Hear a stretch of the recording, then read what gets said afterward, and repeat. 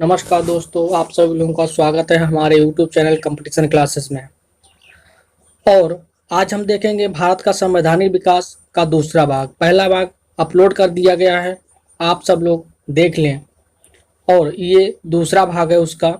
पहले भाग में हमने दिखाया था, जो आप लोगों को बताया वो रेगुलेटिंग एक्ट 1773 के बारे में बताया, और Pitt's India act 1784, charter act 1793, charter act 1813, charter act 1833, charter act 1853, और उसके बाद में government of India act 1858, Indian council act 1861, Indian council act 1892, Bharat परिषद अधिनियम 1909 और भारत सरकार अधिनियम 1919। और इसके बाद में आज हम इसके आगे पढ़ेंगे भारत सरकार अधिनियम 1919 के बाद जो भी अधिनियम आए या प्रस्ताव आए तो उसके बारे में आज हम पढ़ेंगे। तो आज हम देखते हैं भारत सरकार अधिनियम 1935। भारत सरकार अधिनियम 1935 क्या था? देखिए, जब भी आप देखेंगे संविधान के बारे में तो संविधान में हमेशा अधिकतर जो स्रोत थे हमारे मूल संविधान के, वो भारत सरकार अधिनियम 1935 से ही लिए गए थे। तो ये बहुत ही महत्वपूर्ण होता है कि हमें ये जानना कि भारत सरकार अधिनियम 1935 में क्या क्या हुआ था, कौन कौन से नियम लाए गए थे और किन लोगों द्वारा ये सब नियम बनाए गए थे, क्या क्या उसमें दिक्कतें आई थी।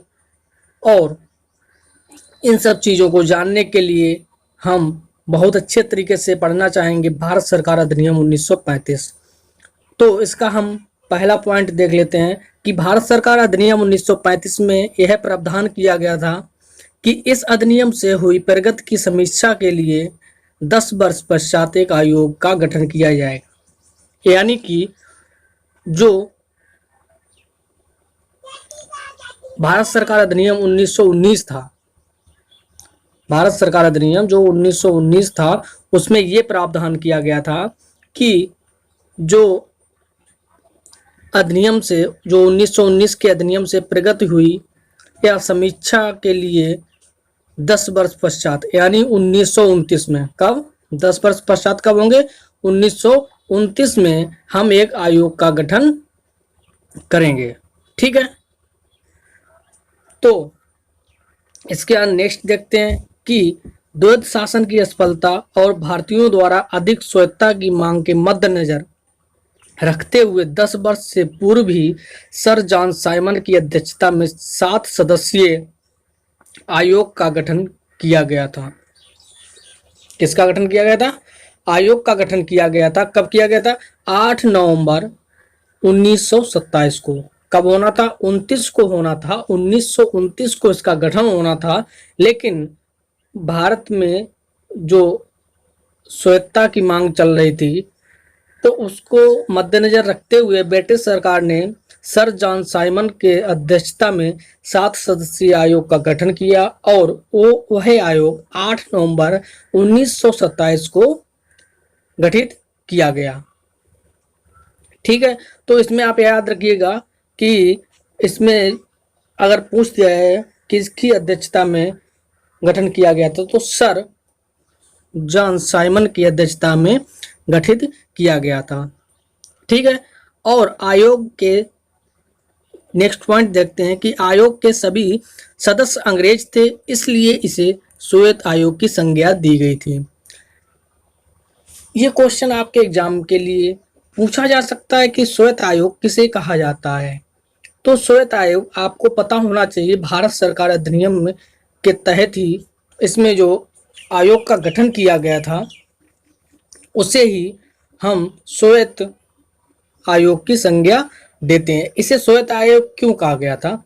क्योंकि किसी भी भारतीयों को आयोग में शामिल नहीं किया गया था और उसका कारण था उसका व्यापक विरोध हुआ, और इस विरोध के चलते ही कांग्रेस के मद्रास अधिवेशन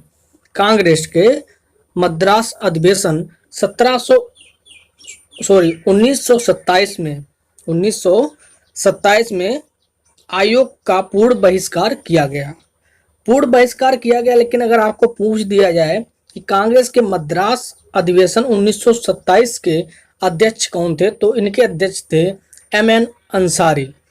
ठीक है, ये याद रखिएगा कि इसके अध्यक्ष कौन थे। भारत सचिव लॉर्ड बार्कनहेड ने साइमन कमीशन का विरोध करने वाले सभी नेताओं, सभी दलों द्वारा स्वीकार संवैधानिक संवैधानिक मसवदा संवैधानिक मसविदा तैयार करने को चुनौती दिया। 10 सदस्यीय नेहरू समिति का गठन किया। इसके अध्यक्ष कौन थे, यहाँ पे थोड़ा गलत टाइप हो गया है, तो यहाँ पे हो जाएंगे मोतीलाल नेहरू। मोतीलाल नेहरू इसके अध्यक्ष थे। ठीक है, ये कितने सदस्यीय समिति थी, 10 सदस्यीय समिति थी। इसमें नेक्स्ट पॉइंट आता है कि नेहरू रिपोर्ट के विरोध में जिन्ना ने अपनी 14 सूत्री मांग 29 मार्च 1929 को पेश किया। जो नेहरू रिपोर्ट थी, जो नेहरू द्वारा रिपोर्ट मोतीलाल नेहरू द्वारा जो रिपोर्ट तैयार की गई थी, उसके विरोध में जिन्ना ने अपनी जो 14 सूत्री मांग थी वो 29 मार्च 1929 को पेश की। और इसके पश्चात में क्या हुआ, इसके पश्चात में ब्रिटेन में 1930 में प्रथम, 1931 में द्वितीय और 1932 में तृतीय गोलमेज सम्मेलन का आयोजन संवैधानिक सुधारों पर विचार हेतु किया गया। जो गोलमेज सम्मेलन था ब्रिटेन में, तो वो सिर्फ ये था कि जो जिन्ना जी थे और ये मोतीलाल जी थे, तो इनके जो बीच में विवाद था उसको मिटाने के लिए इन्होंने किसने, ब्रिटिश सरकार ने क्या किया, गोलमेज सम्मेलनों का आयोजन करवाया। कब करवाया, 1930, 31 और 32 में। इन सब संवैधानिक सुधारों को देखते हुए विचार करने के लिए इन बैठकों का आयोजन किया गया। ठीक है, लेकिन ब्रिटिश सरकार ने 1933 में श्वेत पत्र के माध्यम से नए संविधान की रूपरेखा प्रस्तुत कर दी। जब इन गोलमेज सम्मेलनों से कुछ हासिल नहीं हुआ तो सरकार ने 1933 में श्वेत पत्र के माध्यम से नए संविधान की रूपरेखा प्रस्तुत कर दी। किसने, ब्रिटिश सरकार ने। नेक्स्ट देखते हैं कि 4 अगस्त 1935 को ब्रिटिश सम्राट की अनुमति पाकर भारत शासन अधिनियम 1935 बना। क्या हुआ, जो 4 अगस्त 1935 को ब्रिटिश सरकार की अनुमति पाकर भारत सरकार अधिनियम 1935 बना। जो हम लोग पढ़ रहे हैं भारत सरकार अधिनियम 1935, वो 4 अगस्त 1935 को बना था। ठीक है, और भारत के लिए तैयार संवैधानिक प्रस्तावों में यह अंतिम और सबसे बड़ा जटिल दस्तावेज था, क्योंकि जो ये था, ये आप देख सकते हैं कि जो आज का संविधान है उसकी मूल जड़ यही थी। जो भारत शासन अधिनियम 1935 था, तो मूल जड़ यही थी। इसी के प्रारूप पे हमें आगे संविधान बनाया गया था। तो इसमें क्या था, इसमें कुल 321 अनुच्छेद थे। कितने थे, 321 अनुच्छेद थे, 10 अनुसूचियां थी, 14 भाग थे। ठीक है, ये किसके अंतर्गत हुआ था, भारत सरकार अधिनियम 1935 के अंतर्गत हुआ था।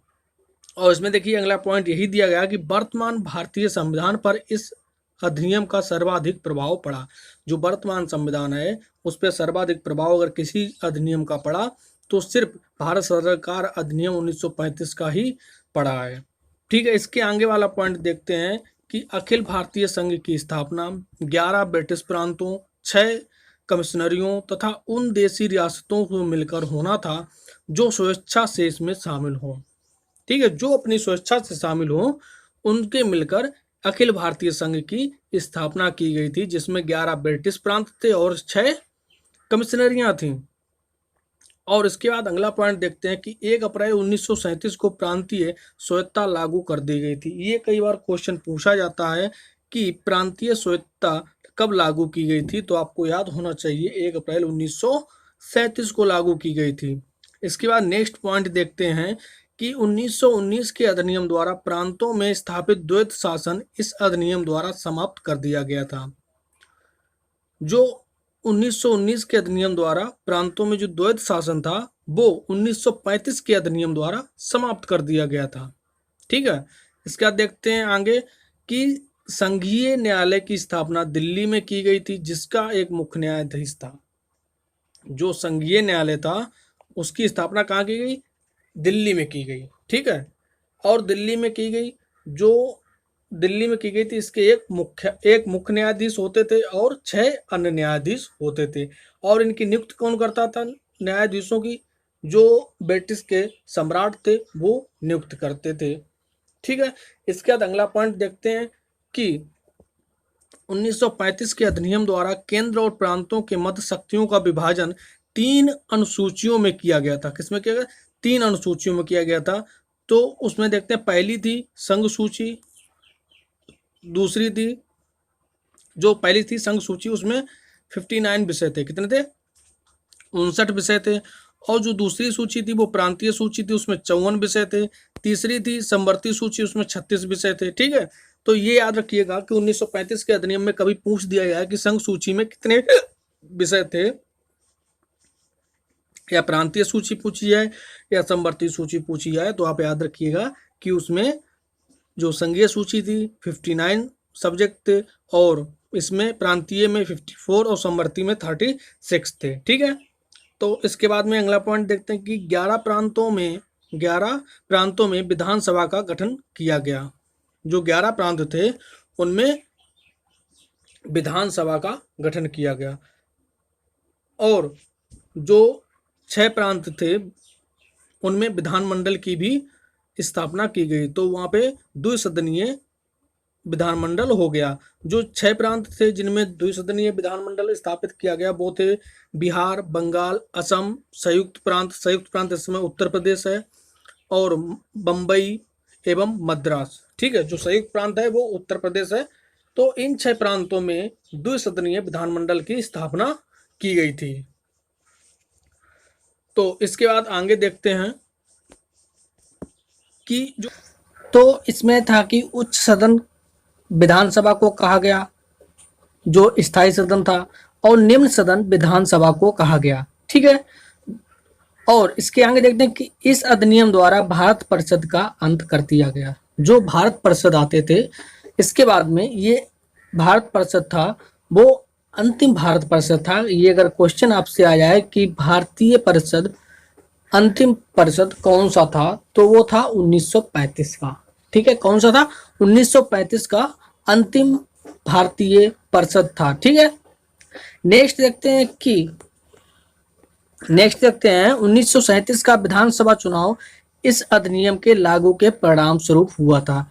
यानी कि जो 1937 में विधानसभा चुनाव हुए थे वो इसी अधिनियम के नियमों के अनुसार ही कराए गए थे। इसके बाद नेक्स्ट देखते हैं कि इस अधिनियम में पंडित जवाहरलाल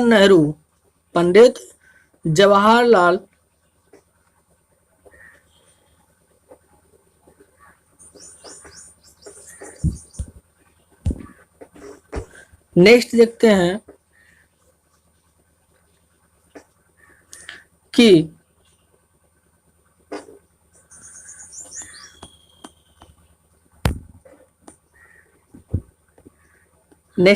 कि पंडित जवाहरलाल नेहरू ने इस अधिनियम को अनेक ब्रेकों वाली इंजन रहित गाड़ी कहा था। क्या कहा था? इंजन वाली गाड़ी कहा था। तो वहीं जिन्ना इस रिपोर्ट की पूर्णतः सड़ा और मूल रूप से बुरा कहा था। तो इसका विरोध हिंदू जो कांग्रेस थी उसने भी विरोध किया था, और दूसरा जिन्ना थे उन्होंने भी इसका विरोध किया था। इसके बाद अब हमारा आता है 1937 का प्रांतीय चुनाव। जो 1937 के प्रांतीय चुनाव हुए थे उसके बारे में अब हम जानेंगे। तो भारत सरकार अधिनियम 1935 के अधीन फरवरी 1937 में 11 प्रांतों में प्रांतीय विधानमंडलों का चुनाव कराए गए। कितने में कराए गए? 11 में कराए गए। कब कराए गए? फरवरी 1937 में कराए गए। किस अधिनियम के अंतर्गत? 1935 के अंतर्गत। ठीक है। अगला आता है कि इस चुनाव कांग्रेस में भारी सफलता हासिल हुई, जिसमें 5 प्रांतों में मद्रास, बिहार, उड़ीसा, मध्य प्रदेश और संयुक्त प्रांत जो वर्तमान में उत्तर प्रदेश है, इसमें पूर्ण बहुमत प्राप्त किया। किसने किया? कांग्रेस ने। किसने पूर्ण बहुमत हासिल किया था? कांग्रेस ने। कितने प्रांतों में? 5 प्रांतों में। कौन कौन थे? मद्रास, बिहार, उड़ीसा, मध्य प्रदेश और संयुक्त प्रांत थे, जहां कांग्रेस ने पूर्ण बहुमत से अपनी सरकार हासिल की थी। इसके बाद नेक्स्ट पॉइंट देखते हैं कि इस विधानसभा चुनाव में उत्तर प्रदेश जो संयुक्त प्रांत के कुल 228 में से 113 स्थानों पर, यहाँ पे स्थान होगा, स्थानों पर कांग्रेस की सफलता मिली थी। ठीक है, जो उत्तर प्रदेश में थे वहां भी अच्छी सीटें जीती थी, 228 में से 113 जीती थी। इसके बाद में नेक्स्ट पॉइंट देखते हैं कि संयुक्त प्रांत में कांग्रेस ने अकेले सरकार बनाई। कहाँ? संयुक्त प्रांत में, उत्तर प्रदेश में कांग्रेस ने अकेले सरकार बनाई। और मुख्यमंत्री, ये बहुत ही इंपॉर्टेंट क्वेश्चन हो जाता है कि मुख्यमंत्री कौन थे उत्तर प्रदेश के पहले? तो वो थे गोविंद बल्लभ पंत। कौन थे? गोविंद बल्लभ पंत को उत्तर प्रदेश का प्रथम मुख्यमंत्री बनाया गया। और विधि तथा न्याय मंत्री के.एन. काटजू थे। कौन थे? के.एन. काटजू थे। उत्तर प्रदेश के पहले मुख्यमंत्री गोविंद बल्लभ पंत थे। और मद्रास के अगर पूछे जाए तो सी राजगोपालाचारी थे, जो पहले प्रथम गवर्नर जनरल बने थे। वही बने थे मद्रास के मुख्यमंत्री, पहले मुख्यमंत्री। और बिहार का पूछा जाए तो बिहार के डॉक्टर श्री कृष्ण सिन्हा थे। कौन थे? डॉक्टर श्री कृष्ण सिन्हा बिहार के प्रथम मुख्यमंत्री बने थे। इसके बाद अब देखते हैं अगस्त प्रस्ताव 1940। अब हमने आपको बता दिया कि अधिनियमों का अंत हो गया था और इसके बाद परिषदों का अंत हो गया। अब आया अगस्त प्रस्ताव 1940। अगस्त प्रस्ताव 1940 क्या था? ब्रिटिश सरकार ने अच्छा, ये अगस्त प्रस्ताव 1940 लाया क्यों गया था? इसका रीजन क्या था कि अधिनियम खत्म कर दिए गए, परिषद खत्म कर दिए गए, तो फिर अगस्त प्रस्ताव 1940 से लाया क्यों गया, जबकि संविधान बनाने के लिए ब्रिटिश सरकार ने 1935 अधिनियम लागू कर दिया था। तो इसमें क्या हुआ था, जब इन सब चुनाव होने के लगभग 28 महीने तक शासन किया कांग्रेस।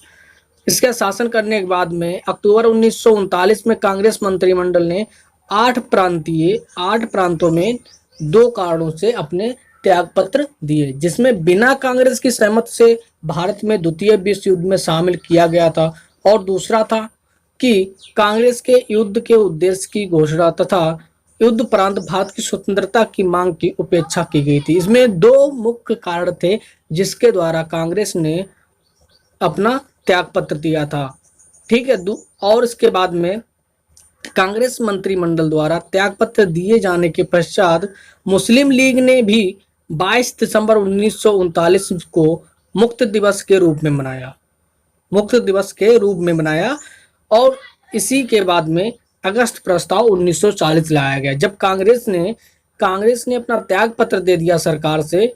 इसके बाद में अगस्त प्रस्ताव 1940 लाया गया ब्रिटिश सरकार द्वारा। तो इसमें क्या था, कांग्रेस के जो मंत्रिमंडल के त्यागपत्र से जो संकट पैदा हुआ था, उसको आवश्यकता बस ब्रिटिश सरकार ने लॉर्ड लिनलिथगो के माध्यम से 8 अगस्त 1940 कब 8 अगस्त 1940 को यह प्रस्ताव प्रस्तुत किया था, जिसे अगस्त प्रस्ताव कहा गया। क्या कहा गया? अगस्त प्रस्ताव कहा गया।